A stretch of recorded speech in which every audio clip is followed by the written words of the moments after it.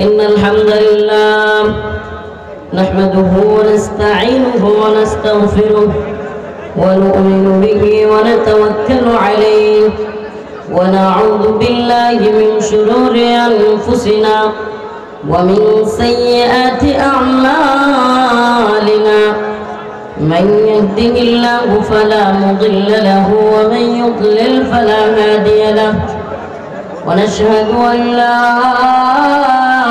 إله إلا الله وحده لا شريك له أما بعد فقد قال الله تبارك وتعالى في كلامه المجيد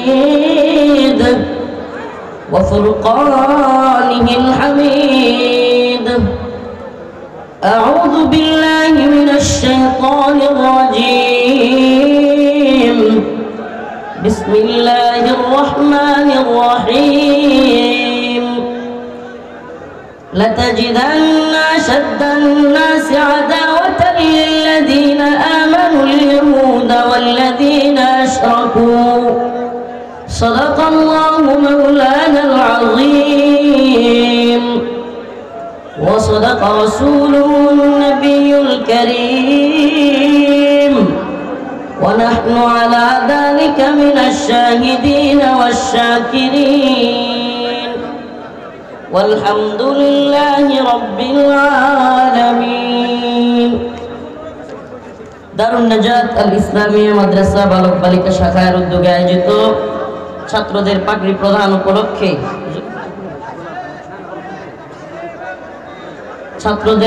প্রদান উপলক্ষে আমার প্রিয় উস্তাদ মুহতারাম মুফতি আলমগীর বিন শামসুদ্দিন দামাত বারকাতুহুমের আজকের এই আয়োজনের সম্মানিত উলামায়ে কেরাম, মুরব্বিয়ান আযম, প্রিয় যুবক ভাইরা, স্নেহের ছোট ভাইরা, শ্রদ্ধেয়া মা ও বোনেরা, প্রিয় উপস্থিতি, দয়া করে আপনারা হইহুল্লোড় করবেন না। অনেক লোক হওয়ার কারণে এবং সংকীর্ণ জায়গা, যদিও জায়গাটা মোটামুটি বড়ই, কিন্তু শিল্প এলাকা হওয়ায়, প্রচুর লোক হওয়ায় জায়গা দেওয়া খুবই মুশকিল। দয়া করে আপনারা যে যেভাবে আছেন, এই যে বাবা ঝগড়া না করে যে যেভাবে দাঁড়ায় আছেন, এখানে ঝগড়া করতে আসেন নাই, কোরআন সুন্নাহ থেকে আলেমদের মুখ থেকে কথা শুনতে আসছেন, ঝগড়া করতে এখানে আসেন নাই। আপনাদের উপস্থিতি, আপনাদের জয় উল্লাস কিংবা আপনাদের এই ধ্বনিতে আপনারা যদি মনে করেন আমরা একবারে খুশিতে গদগদ হয়ে যাই, একটু ভুল হবে বিষয়টা। আপনাদের এই ইমানি চেতনা বা জজবা দেখে যেমন খুশি হই, তেমন আফসোসও লাগে যে এই পাশেই ছিলাম, একেবারে পাশে। এই মাইকের আওয়াজ, আমি যেখানে ছিলাম 32টা মাস মাইকের আওয়াজ ওখানে যাচ্ছে। তো আমরা জানি যে দিন শেষে দিনের জন্য জুলুমের শিকার হলে পাশে কেউ থাকে না, এটা আমরা জানি। অতএব আপনাদের এই আয়োজন, আপনাদের এই জজবা কিংবা আপনাদের এই অমুক হুজুর আসছে, অমুক হুজুরের আগমন, এটা যদি আল্লাহর জন্য হয় তাইলে আলহামদুলিল্লাহ, আর যদি ব্যক্তির জন্য হয় ফায়দা নাই, এটা মনে রাখবেন। দীর্ঘদিন এখানে ছিলাম, এখানে শুধু আমি না, বাংলাদেশের সবচাইতে বড় আলেমরাও এখানে ছিলেন।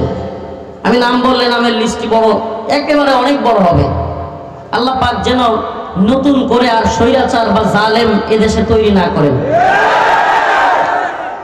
আমি আয়াতে কারিমা তিলাওয়াত করেছি, খুবই সংক্ষিপ্ত কথা বলবো, কিন্তু চেষ্টা করব কিছু গুরুত্বপূর্ণ কথা বলার জন্য আপনাদের সামনে।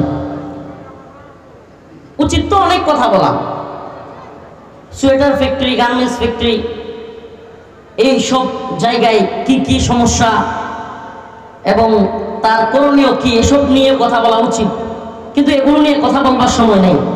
জাতীয় আন্তর্জাতিক ইস্যুগুলোর কারণে এই সমস্ত বিষয় নিয়ে কথা বলবার সময় পাচ্ছি না। বাকি কথা হবে মা বোনদেরকে পর্দায় রাখা এবং এই শিল্পাঞ্চলগুলোতে গালাগালি, যারা সিনিয়র আছে তাদের জুনিয়রদের প্রতি গালাগালি, এগুলো বন্ধ হওয়া দরকার। এবং মা বোনদের অবাধে চলাচল এবং অবাধে, আল্লাহ মাফ করুক, যৌন মিলন এবং বিবাহ বহির্ভূত সম্পর্ক, এগুলো বন্ধ হওয়া উচিত। এই দুইটা কথা খুলাসা মুখতাসার কথা বললাম, এই সমস্যাগুলো বেশি শিল্পাঞ্চলগুলোতে। যাই হোক, মূল কথায় ফিরে আসি। যেই কথাগুলো জাতীয় এবং আন্তর্জাতিক, যেই কথাগুলো আমাদের খুবই মনোযোগ সহকারে শোনা এবং জানা উচিত, এবং এই কথাগুলো শুধুমাত্র আপনাদের উদ্দেশ্যে নয়, এই মিডিয়ার মাধ্যমে আমার গোটা জাতির কাছে পৌঁছানো খুবই জরুরি। কেন জরুরি? আজকে আমরা তথাকথিত গণতান্ত্রিক সেকুলার দলগুলো তো আছেই, অনেক ইসলামিক দলগুলোর কিংবা এই রাষ্ট্রের দায়িত্বশীলদের অনেকদের মধ্যে আমরা প্রকৃতপক্ষে দেশের প্রতি ভালোবাসা কিংবা ইসলাম এবং ঈমানের প্রতি ভালোবাসা খুবই কমই দেখতে পাই। এটা আমি খুব ভালো করে জেনে শুনে এদেশের সকল রাজনৈতিক অরাজনৈতিক বড় ছোট দলগুলোর শীর্ষস্থানীয় নেতৃবৃন্দের সাথে কথা বলে এবং এদের সাথে বসে বুঝে শুনে তারপরে দায়িত্ব নিয়ে আমি কথাগুলো বলছি। বুঝে শুনে বলতেছি, পকেট আর পেটের দান্দা ছাড়া রাজনীতি করা ব্যক্তিদের বড় অভাব দেশে। জাতীয় আন্তর্জাতিক ষড়যন্ত্রের ব্যাপারে খুবই উদাসীন এরা এক একজন কিভাবে ক্ষমতায় যাওয়া যায় এটার জন্য উঠে পড়ে লেগে আছে। কিন্তু জাতি কোন জায়গায় সবচাইতে বেশি সজাগ থাকা দরকার, জাতিকে ঐক্যবদ্ধ করা দরকার, সেই জায়গাগুলোতে আজকে ঐক্যবদ্ধ না হয়ে আমরা আজকে ঐক্যহীনতায় ভুগতেছি। আজকে যে যার মতো করে স্বার্থ হাসিলের জন্য এক একজন এক এক দিকে ছুটছি, নিজের স্বার্থ হাসিল হয়ে যাচ্ছে। তো আলহামদুলিল্লাহ মনে করতেছি দেশ স্বাধীন, আমি আমার স্বার্থ হাসিল করতে পারলাম। কিন্তু এ ভূখণ্ডের উপরে সাম্রাজ্যবাদী মার্কিনীদের থাবা অব্যাহত আছে। সাম্রাজ্যবাদী নব্য সাম্রাজ্যবাদী হিন্দুত্ববাদী তাগুতি শক্তির বিভিন্ন ধরনের সাম্রাজ্যবাদীরা আজকে আমার বাংলাদেশে এই হাসিনা পরবর্তী সময়ে একটা দৃষ্টিকে নিক্ষেপ করেছে। এখান থেকে তাদের কি স্বার্থ হাসিল করা যায়? আপনারা অনেকেই খবর নিচ্ছেন কিনা জানি না, পার্বত্য চট্টগ্রামের অবস্থা খুবই ভয়াবহ, এ ভূখণ্ডের অবস্থা খুবই ভয়াবহ। পার্বত্য চট্টগ্রাম আজকে মুসলিম কিংবা বাঙালিদের অবাধে বিচরণের জায়গা খুবই সংকীর্ণ হয়ে আসতেছে। পার্বত্য চট্টগ্রামে আজকে বিভিন্ন ক্ষুদ্রণী গোষ্ঠীর আড়ালে আজকে খ্রিস্টান মিশনারির অবাধে বিচরণ চলতেছে। খ্রিস্টান মিশনারিরা বাংলাদেশের এই ভূখণ্ডকে খ্রিস্টান রাষ্ট্র বানানোর নীল নকশা তৈরি করতেছে। এদিকে একই দিনে পার্বত্য চট্টগ্রামে গোলাগুলি, আবার বাইতুল মুকাররমে স্বৈরাচারের দালাল একজন বুজুর্গ আলেমের সন্তান আজকে এই লোক নিজের খতিবগিরির আশায়, নিজের খতিবগিরির লোভে আজকে বাংলাদেশের সবচাইতে বড় এবং প্রসিদ্ধ জাতীয় মসজিদকে কলঙ্কিত করেছে, আলেমদেরকে কলঙ্কিত করেছে।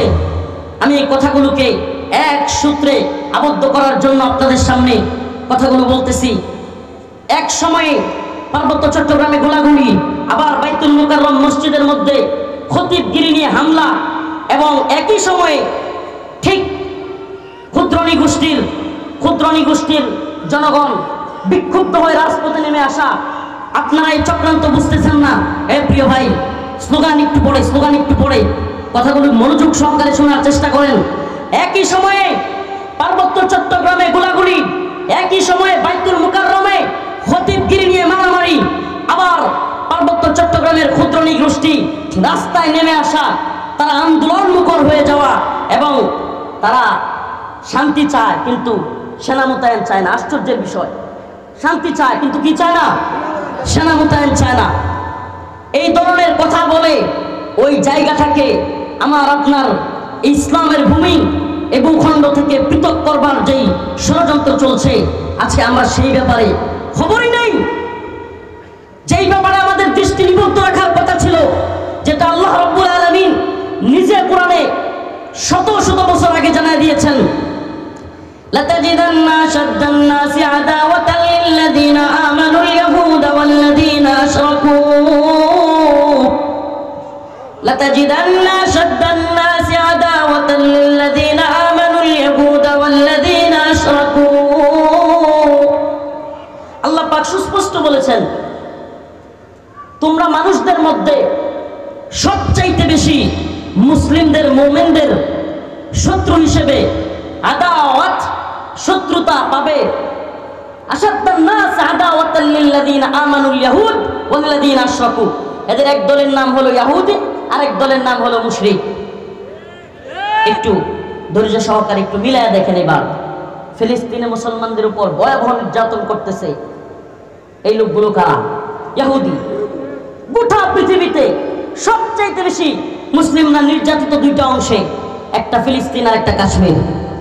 তো বলেন, কাশ্মীরে নির্যাতন করতেছে কারা? মুশরিক। আর ফিলিস্তিনে নির্যাতন করতেছে কারা? ইহুদি।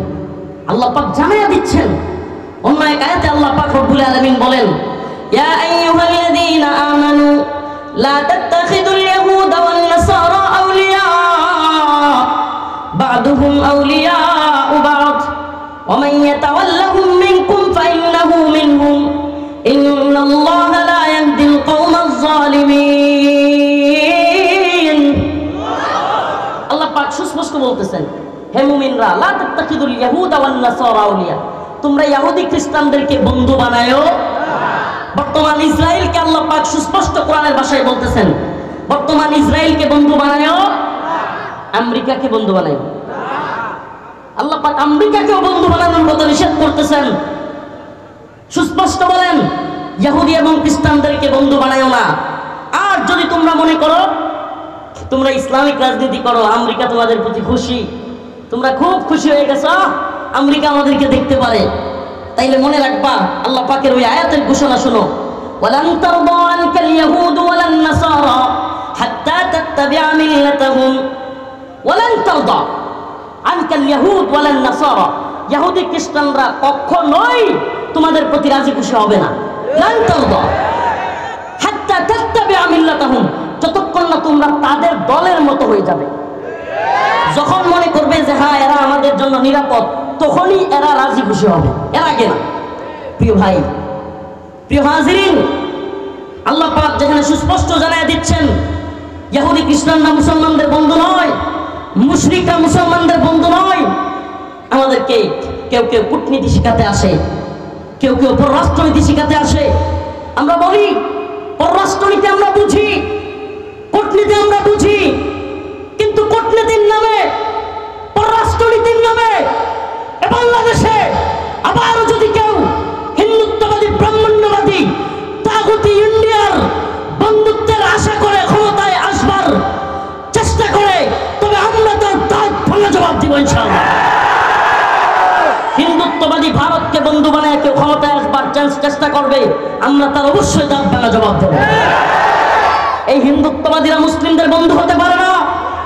এই হিন্দুত্ববাদীদের প্রতিরক্ষা মন্ত্রী আজকে হুমকি দেয় যে বাংলাদেশের ব্যাপারে আমাদেরকে, আমরা সেনাবাহিনীকে বলেছি বাংলাদেশের ব্যাপারে সতর্ক অবস্থান রাখার জন্য, যুদ্ধের জন্য প্রস্তুত থাকার জন্য। আপনি কল্পনা করতে পারেন তারা আমাদেরকে হুমকি দেয়, ধমকি দেয়। আপনি দেখবেন যখনই ভারতের সরকারের দায়িত্বশীল কেউ হুমকি ধমকি দেয়, আপনারা দেখবেন আমাদের দেশের রাজনৈতিক দলের নেতাদের কণ্ঠ একটু পরিবর্তন হয়ে যায়। এটাতে কি প্রমাণ করে? এটাতে এটাই প্রমাণ করে এই রাজনৈতিক দলগুলোর নেতারা ভারতকে মোকাবেলা করার মতো ইমানি হিম্মত রাখে না। মনে রাখবেন, এটা মুসলিমদের ভূখণ্ড। আল্লাহ পাক যেখানে বলেছেন কাম মিন ফিয়াতিন কালিলা গালাবাত ফিয়াতান কাসীরাতান বিইذনিল্লাহ, আল্লাহ পাক বলেছেন যদি ইমানি শক্তিতে বলিয়ান হয়, আল্লাহর উপর আস্থা এবং বিশ্বাসে বলিয়ান হয়, ছোট্ট দল কেউ, আমি আল্লাহ গালাবাত ফিয়াতান কাসীরাতান বিইذনিল্লাহ, বড় বড় দলের বিরুদ্ধে আমি আল্লাহ বিজয় দান করেছি। তাহলে আমাদের ভয় কিসের? আমাদের ভয় পাওয়ার কারণ আছে? কথা বলেন, ভয় পাওয়ার কারণ আছে? আমাদের পররাষ্ট্রনীতি, কূটনীতি সব আমরা বুঝি, কিন্তু ইসলাম প্রশ্নে, ঈমান প্রশ্নে রাসূলুল্লাহ সাল্লাল্লাহু আলাইহি ওয়াসাল্লামের আদর্শের প্রশ্নে আমরা আপোষ করতে রাজি নই। আমরা আবারও বলছি, বাণিজ্যিক সম্পর্ক প্রতিবেশী আছে, উল্টায় ফেলা সম্ভব না। প্রতিবেশী আছে, কি করা সম্ভব না? প্রতিবেশীকে চেঞ্জ করা এত সহজ না। প্রতিবেশী আছে, প্রতিবেশীর সাথে বাণিজ্যিক সম্পর্ক থাকবে, কোনো সমস্যা নাই। আঞ্চলিক ভাবে সম্পর্ক থাকবে, সমস্যা নাই। কিন্তু মনে রাখবেন, প্রতিবেশী যেন প্রভু হয়ে না দাঁড়ায়। আমরা আগেও বলেছি, ৭১-এ মুক্তিযুদ্ধ হয়েছিল। কেন হয়েছিল? পাকিস্তানি বাহিনী বাংলাদেশের মুসলিমদের উপর কিংবা বাংলাদেশের জনগণের উপর নির্যাতন করেছিল, তাই তো? তো পাকিস্তানিদেরকে এদেশের মানুষ পাকিস্তানের প্রভুত্ব মানে নাই, পাকিস্তানের দেশের মানুষের উপর জুলুম করেছিল মানে নাই। ১৫-১৬ বছর কিংবা বলতে পারেন বিগত বাংলাদেশ স্বাধীন হওয়ার পর থেকে ৫০-৫২ বছর ভারত আমাদের উপরে প্রভু হিসেবে বসেছিল। নাউজুবিল্লাহ। যদিও ইমানদারদের প্রভু নয়, এগুলো হলো তথাকথিত ভারতের চাপায়া দেওয়া কিছু পুতুল সরকারের প্রভু। আমাদের প্রভু আল্লাহ। আমাদের প্রভু কে? আমাদের প্রভু আল্লাহ। কিন্তু এদের প্রভু হিসেবে বসেছিল। সুবহানাল্লাহি ওয়া বিহামদিহি। তরুণ যুবকরা জাগ্রত হয়ে ২০২৪ সালের ৫ই আগস্ট হাসিনার পতনের মধ্য দিয়ে জানায় দিয়েছে, এদেশ পাকিস্তানের প্রভুত্ব মানে নাই, ভারতের প্রভুত্ব মানবে না। কিন্তু যদি নতুন করে ভারত গেল, পাকিস্তান গেল, আমেরিকা যদি প্রভু সাজবার চায়, এদেশের মুসলমান কি ওইটা মানে নিবে? এটা মানে নিবে? আমেরিকা যদি স্বপ্ন দেখে যে বাংলাদেশে এখন আমরা আধিপত্য বিস্তার করব এবং বাংলাদেশের বর্তমান সরকার আমাদের পক্ষে থাকবে এবং তাদেরকে দিয়ে আমরা যা তা করব, মনে রাখবেন, আমি এই ২০২৪ সালে হাসিনা পতনের মধ্য দিয়ে যতটুকু খুশি হয়েছি, তার চাইতেও অনেক বেশি আমার ভালো লেগেছে এবং খুশি হয়েছি, হাসিনা যাওয়ার চাইতেও বেশি খুশি হয়েছি এই বাংলাদেশের যুবক তরুণেরা বন্দুকের নলার সামনে বুক পাতে দিতে শিখছে। এটা আমার কাছে অনেক ভালো লেগেছে। এটা আমাদেরকে ঈমানি চেতনাকে আরো বেগবান করবার শিক্ষা দেয় এবং এই বুলেটের সামনে পরোয়ানা করবার যে শিক্ষা, এটা আমাদেরকে বলে দেয় আগামী দিনে বাংলাদেশে পাকিস্তানের দালালি যেমনিভাবে চলে নাই, ভারতের দালালি যেমনিভাবে টিকে নাই, আমেরিকা কিংবা কোন সাম্রাজ্যবাদের দালালি এদেশে ঢুকতে পারে না। ক্ষমতার বাগবাটোয়ারা করবেন, আমরা ক্ষমতার পাগল নই। আমাদের একটাই আশা, আমাদের একটাই স্বপ্ন, এলায়ে কালিমাতুল্লাহ। আমাদের স্বপ্ন একটাই। এই তন্ত্রমন্ত্র দিয়ে আমরা কোনো আশা দেখি না। আমরা জানি হাসিনা সরকারের অধীনে এই জাতি যেমনিভাবে হতাশ হয়েছে, আমরা এটাও জানি এই সরকার দিয়েও মানুষ হতাশ হবে, তারপরে সরকার দিয়েও মানুষ হতাশ হবে, কারণ তন্ত্রমন্ত্রের সরকার দিয়ে ন্যায় ইনসাফ প্রতিষ্ঠা হতে পারে না। এটা লিখে রাখেন, লিখে রাখেন। কোরআন সুন্নাহ অনুযায়ী রাষ্ট্র ব্যবস্থা ব্যতীত, ইসলামী খিলাফত ব্যতীত, ইসলামী শরিয়া ব্যতীত মুসলমানদের শান্তি প্রতিষ্ঠা হতে পারে না। এটা লিখে রাখেন। তো আমরা জানি, কিন্তু আমরা হতাশ হবার নই, আমরা হতাশ হবার নই। আমরা তো বলতে চাই, এদেশে যদি কেউ মাও সেতুংয়ের মতবাদের স্বপ্ন দেখে, লেনিনের মতবাদের স্বপ্ন দেখে, এদেশে যদি কেউ আব্রাহাম লিঙ্কনের মতবাদের প্রতিষ্ঠার স্বপ্ন দেখে, তবে আমরাও খিলাফার স্বপ্ন দেখি, আমরা শরিয়ার স্বপ্ন দেখি। তুমি তোমারটা যদি বলতে পারো, আমি আমারটা কেন বলতে পারবো? তোমারটা বলার স্বাধীনতা থাকলে আমারটা বললে তুমি জঙ্গিবাদ বলবা, আমিও তোমাকে বলবো তুমি আমেরিকা ইন্ডিয়ার দালাল। তুমি যদি আমাকে মৌলবাদী বলো, তুমি যদি আমাকে জঙ্গিবাদী বলো, তবে মনে রাখো তোমার মৌলবাদী জঙ্গিবাদী বলায় আমার কোনো কিছু যায় আসে না। শত্রু মিত্র চেনো, শত্রু মিত্র চেনবার চেষ্টা করো। মুসলমান, ভালোবাসা আল্লাহর জন্য হতে হবে। কার জন্য? ঘৃণা হবে কার জন্য? আল্লাহর জন্য হতে হবে। মনে রাখবেন, মনে রাখবেন, যদি আল্লাহর জন্য ভালোবাসা না হয়, দ্বীনের জন্য ভালোবাসা না হয়, ঈমানের জন্য ভালোবাসা না হয়, তবে সেই ভালোবাসা মূল্যহীন। সেই ভালোবাসা কি? আপনারা দেখেছিলেন, আপনাদের মনে থাকবার কথা, ভারতের এক কুখ্যাত নারী নূপুর শর্মা আমার নবীকে নিয়ে কটূক্তি করেছিল। বাংলাদেশের কোনো একটা থানায় আওয়ামী লীগ, ছাত্রলীগ, যুবলীগ বলতে পারবেন, দেখাতে পারবেন একটা থানার ইউনিট নূপুর শর্মা ইস্যুতে আন্দোলন করছে? করেছিল? করে নাই। কিন্তু ফিলিস্তিনে যখন ইসরায়েলের হামলা করলো, ছাত্রলীগের ব্যানার নিয়ে ফিলিস্তিনের পক্ষে নেমে গেল। রাজনীতি বুঝেন? কারণ কি? কারণ হাসিনা সরকারকে আমেরিকা ফেলতে চাচ্ছে। কারা?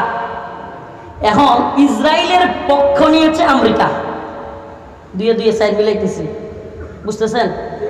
মানে ইসরায়েলের পক্ষ নিছে কারা? আমেরিকা। এখন ফিলিস্তিনের পক্ষ যদি আমরা নেই, আমরা কার বিপক্ষে গেলাম? আমেরিকার বিরুদ্ধে। কথা বুঝছেন নি? রাজনীতিটা কি সূক্ষ্মভাবে করছে? এটা কি ফিলিস্তিনের মুসলমানদের দরদ, নাকি ইসরায়েল এবং আমেরিকার বিরুদ্ধে যাওয়া? যদি প্রকৃত দরদ থাকতো, ইমানের প্রতি, রসুলের প্রতি ভালোবাসা থাকতো, তাহলে রসুলকে যে কটূক্তি করেছে তার বিরুদ্ধে অবস্থান নিত কি নিত না? ভারতের হওয়ার কারণে তাদের নেতারা বলে দিয়েছে সাবধান, ভারত ইস্যুতে আন্দোলনে নামা যাবে না। তাদের এক কুখ্যাত আব্দুল শৈতান, এটার নাম আব্দুল মুমিন, কিন্তু আমি বলি এটা আব্দুল শৈতান। মনে আছে পররাষ্ট্রমন্ত্রী আব্দুল শৈতানের নাম মনে আছে? এই আব্দুল শৈতান ভয়ঙ্কর একটা কথা বলেছিল। মিডিয়া যেটাকে ভয়ঙ্কর ভাবে দেখাইছে যে আমি ভারতবর্ষের সরকারকে বলেছি ভারতবর্ষের সরকার যেন হাসিনা সরকারকে ক্ষমতায় রাখে। মিডিয়া কিন্তু এটাই দেখাইছে। কি করছে? কিন্তু আরো ভয়ঙ্কর একটা কথা বলেছিল, সেটা হলো ভারতে একজন ভদ্র মহিলা, নাউজুবিল্লাহ, ভদ্র মহিলা একটা কথা বলে ফেলেছিল, আমরা বাংলাদেশে সেই ব্যাপারে আন্দোলন হতে দেই নাই। বলছিল কি বলে নাই? আমাকে বলেন, আল্লাহর নবীকে নিয়ে কটূক্তি করেছে আর সে বলতেছে আমরা আন্দোলন হতে, আমরা মিডিয়ায় প্রচার হতে। কত বড় ভণ্ড দেখছেন এদের মনে। তাইলে রসুলের প্রতি ভালোবাসা আছে? ইসলামী শরিয়ায় এটা কথা খুব ভালোভাবে জেনে রাখেন, সমস্ত ইমাম একমত, সমস্ত ইমাম একমত, যদি কেউ রাসূলুল্লাহ সাল্লাল্লাহু আলাইহি ওয়াসাল্লামকে নিয়ে কটূক্তি করে, ইসলামী শরিয়ায় তার একমাত্র শাস্তি হচ্ছে ওয়াজিবুল কতল। মান সাব্বা নাবিয়ান ফাকতুলু, তার শাস্তি হলো কল্লা থেকে, ধর থেকে কল্লাকে আলাদা করে ফেলা। এটা ইসলামী শরিয়ার শাস্তি। এই ব্যাপারে সমস্ত ইমাম একমত। হালকা মতানৈক্য আছে এই ব্যাপারে। যদি তওবা করে, কোন কোন ইমাম বলেন তওবা করলেও তার তওবা কবুল করা হবে না। আল্লাহ পাক আখিরাতে তাকে তওবা কবুল করে ক্ষমা করে দিতে পারেন, এটা আল্লাহর ইচ্ছা, কিন্তু দুনিয়ায় তার তওবা কবুল করা হবে। তাইলে আল্লাহর নবীকে কটূক্তি করেছে, এর চাইতে বড় ইস্যু কি হতে পারে? আমরা রাজনীতি বুঝি, আবারও বলতেছি, পররাষ্ট্রনীতিও বুঝি, আমরা বিশ্ব কি বলবে, বৈশ্বিক পরিস্থিতি কি, বিশ্ব মরণরা কি বলবে, এগুলো সব জানি। কিন্তু রসুলকে নিয়ে কেউ কথা বললে, কটূক্তি করলে, তখন রাজনীতি, অর্থনীতি, বহির্বিশ্ব এগুলো তাকায় দেখবার সময় আমাদের থাকে না। রসুলের ভালোবাসায় আজকে অনেকের খবরই নাই। আজকে শাহবাগের নাস্তিকদের পক্ষ নেওয়া সেই নাস্তিক প্রেমী মৌলবী, পকে তার পেটের দান্দাবাজ ফরিদউদ্দিন মাসউদ, এই ব্যক্তিটার পক্ষে রূপ পাওয়া যায়, আশ্চর্য লাগে। অথচ ইমানের দাবিতে রাসূলুল্লাহ সাল্লাল্লাহু আলাইহি সাল্লামের ভালোবাসায় ব্লগার রাজীব, অভিজিৎ রায়, ফয়সাল আরিফিন দীপন, ওয়াশিকুর রহমান বাবু সহ 13 সালে একের পর এক নবীকে নিয়ে কটূক্তিকারী এই নাস্তিক শায়তানগুলো যখন রসুলকে নিয়ে কটূক্তি করতেছিল, গালি দিতেছিল, আম্মাজানদের চরিত্র হানি করতেছিল, আমার কিছু ভাইরা তাদের বিরুদ্ধে দাঁড়ায় গেল, তাদের বিরুদ্ধে প্রতিবাদ করলো, ফেসবুক অনলাইনে লেখালেখি করলো। আজকে হাসিনা তো চলে গেল, কিন্তু আজও পর্যন্ত আমার সেই শায়তান বিরোধী ভাইগুলো, আমার সেই ইশকে নবীর দাবিতে আশিক রাসূলগুলো এখনো এখানে বন্দী অবস্থায় বছরকে বছর পড়ে আছে। দেখলাম না একদিন, আজকে আপনি একজন সিনিয়র দলের এত বড় লিডার হয়ে আপনাদেরকে ভালোবাসি, তবুও কথাগুলো বলতে বাধ্য হচ্ছি। আজকে শাহবাগ প্রেমী ওই নাস্তিকদের পক্ষ অবলম্বনকারী এই কুখ্যাত ফরিদউদ্দিন মাসউদের পক্ষ নেন, ফরিদউদ্দিন মাসউদকে বাঁচানোর জন্য তাকে আল্লামা বানায় দিচ্ছেন। এই ব্যক্তিটা আল্লামা সাঈদী রাহিমাহুল্লাহর ফাঁসি দাবি করেছিল। এই সেই কুখ্যাত ব্যক্তি, মনে আছে আপনাদের? শাহবাগে গিয়া আল্লামা সাঈদী রাহিমাহুল্লাহ যেই মানুষটা মাজলুম তার বিরুদ্ধে ফাঁসির দাবি করা, ফরিদউদ্দিন মাসউদের পক্ষ নেন। ফরিদউদ্দিন মাসউদের পক্ষ নিয়া তালয় পরিচয় দিয়া থানা ঘেরাও করবেন।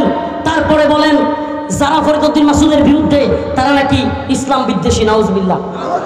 আরে ফরিদউদ্দিন মাসউদ নিজেই তো ইসলাম বিদ্বেষী। যে ব্যক্তি আল্লামা সাঈদী রাহিমাহুল্লাহর ফাঁসি দাবি করে, যে ব্যক্তি 1 লক্ষ মুফতির ফতোয়া তৈরি করে জিহাদের বিরুদ্ধে অবস্থান নেয়, এ ব্যক্তি নিজের ঈমান নিয়েই তো টানাটানি। আর সেই ব্যক্তিকে নিয়ে আজকে এত বড় জজবা দেখান, হুঙ্কার দেখান, অথচ ইশক নবীর দাবিতে আল্লাহ কসম আল্লাহ কোন পীর, কোন মুফতি, কোন শাইখুল হাদিস, কোন বড় বড় আলেম আল্লাহর কাছে জবাব দিতে পারবে না।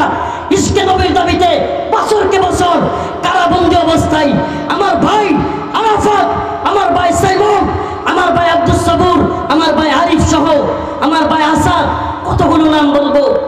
কারাগারে যখন ছিলাম বিভিন্ন সময় কোর্টে যেতাম, কোর্টের গাড়িতে ওই প্রিজন ভ্যানের মধ্যে দেখা হইতো আল্লাহ এক একটা যেন জান্নাতি যুবক, এক একটা যেন জান্নাতি যুবক, উম্মার প্রতি তাদের ফিকির, এক একটার 1টা 2টা 3টা করে ফাঁসি লেগে আছে।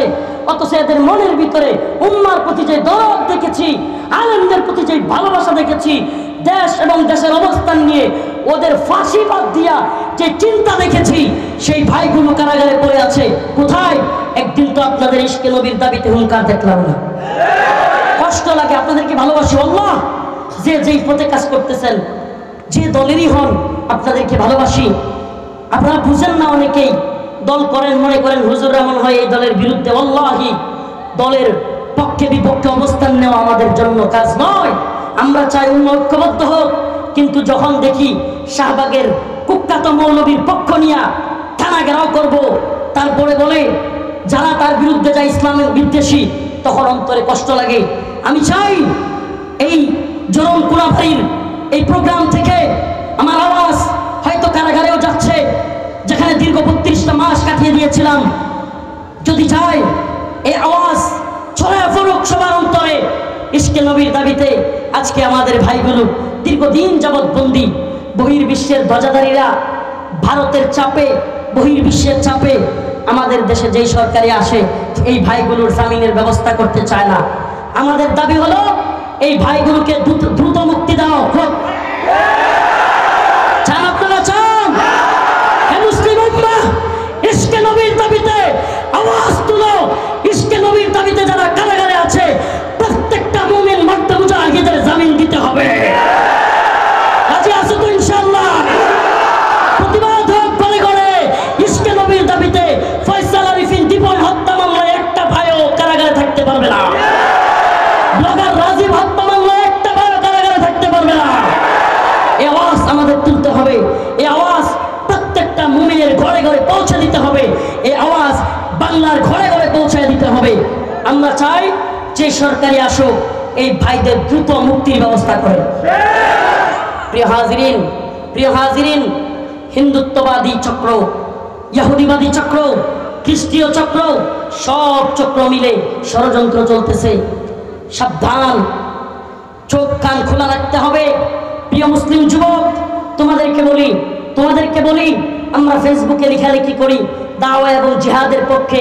এজন্য কিছু ভাইরা গণতন্ত্রকামী, এদেরকে আমি অবুঝ দিনী ভাই মনে করি। আমি এরা অনেক সময় দ্বীনের পক্ষে থাকা মর্দে মুজাহিদ কারাগারে, রিমান্ডে নির্যাতনের শিকার হওয়া আলেমদের বিরুদ্ধেও কলম ধরতে এদের হাত কাঁপে না। এরা মনে করে এই তন্ত্র মন্ত্র দিয়া দিন বিজয়ী হয়ে যাবে, দিন প্রতিষ্ঠা করে ফেলবে। করেন না চেষ্টা তো পৃথিবীর শুরুলগ্ন থেকে আজ পর্যন্ত হলো। 1 ইঞ্চি ভূমিতে কি এই তন্ত্র মন্ত্র দিয়া দিন বিজয় হয়েছে? আরে বুন্দা না, আব্রাহাম লিঙ্কন, জর্জ রসু, এরা আপনাদের মতো বুদাই না।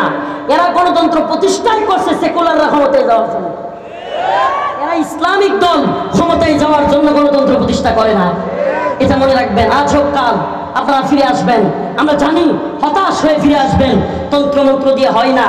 আরে মিশরে মুরসি ক্ষমতায় আসছিল, 10 দিনও কয়েকদিনও টিকতে পারে নাই, মসজিদ কুর্সি চলে গেছে। কেন? দিন প্রতিষ্ঠা করার চেষ্টা করলেই এই বহির্বিশ্ব নামদারি ভণ্ডরা আপনাকে বাধা দিবেই। আপনি তন্ত্রমন্ত্র দিয়ে দিন বিজয়ী করতে পারবেন না, এ সম্ভব না। দাওয়া এবং জিহাদের মাধ্যমে আফগান বিজয় হয়েছে, হয়েছে কি হয় নাই? সোভিয়েত রাশিয়া কি পাওয়ারফুল! একসময় বলা হয়তো সোভিয়েতের সূর্য অস্ত যায়, কি যায় না, এত বিশাল ছিল সোভিয়েত। বলেন, আফগানে মোল্লাদের উপর আক্রমণ চালানোর পর নাকে খত দিয়া রাশিয়া পালাইছিল কি পালাই না? নাকে খত দিয়া পালাইতে হয়েছে। সুবহানাল্লাহ। শুধু তাই না, নেটো যখন আসলো, আরে Britain, America, France, Germany, Netherland, Italy সব রাষ্ট্রকে নিয়ে 48টা রাষ্ট্র নিয়ে নেটো গঠন কইরা আফগানে আসলো। সুবহানাল্লাহ। মোল্লাদেরকে হারাইতে তো পারেই নাই, উল্টা নাকে খত দিয়া 2021 সালের আগস্টে 15 আগস্ট বিদায় নিছে। মনে আছে? পথ এটাই ভাই, পথ এটাই। আল্লাহ রসুলের পথ, কোরআন সুন্নাহর পথ, দাওয়া এবং জিহাদের পথ। কে জঙ্গি বললো, মৌলবাদী বললো? আরে ভাই, নেতানিয়াহু ভুটের ভাষা বুঝে না, এই মোদি ভুটের ভাষা, সিলের ভাষা বুঝে না, এরা বুঝে তরবারির ভাষা। এই নেতানিয়াহু, এই হিন্দুত্ববাদী তাগুতি মোদি সরকার, এই সমস্ত জালেমদেরকে থামাতে হলে অবশ্যই আমাদেরকে অস্ত্রের ভাষায় বুঝতে হবে। আমি তো বলি দায়িত্বশীলদেরকে, যুবকদেরকে বলি, প্রস্তুতি নাও, প্রস্তুতি নাও। আমরা ফেসবুকে কেন বলি? ফেসবুক একটা বিরাট বড় প্ল্যাটফর্ম। যারা আমাদেরকে ফেসবুকের মুজাহিদ বলো, তাদেরকে বলি, ভাই তুমি বুকার স্বর্গে বাস করো। জালেমরা হঠাৎ করে আন্দোলন চাঙ্গা হইলেই ফেসবুক বন্ধ করে দিত না। কেন ফেসবুক বন্ধ করে দেয়? কেন ফেসবুক বন্ধ করে দেয়? কারণ ফেসবুক একটা বিরাট বড় প্ল্যাটফর্ম। এখানে আন্দোলন চাঙ্গা হলেই অফলাইনেও, রাজপথেও আন্দোলন কি হয়ে যায়? চাঙ্গা হয়ে যায়। তুমি আমাকে ফেসবুকের মুজাহিদ বলো, মনে রাখবা ফেসবুক একটা বিরাট বড় দাওয়াতি প্ল্যাটফর্ম। ফেসবুকে তুমি গণতন্ত্রের কথা বলো, আমি জিহাদের কথা বললে তোমার গায়ে জ্বলে কেন? তুমি কি জিহাদ পছন্দ করো? তাহলে তো তুমি কোরআনকে পছন্দ করো। কোরআনের শত শত আয়াত জিহাদের।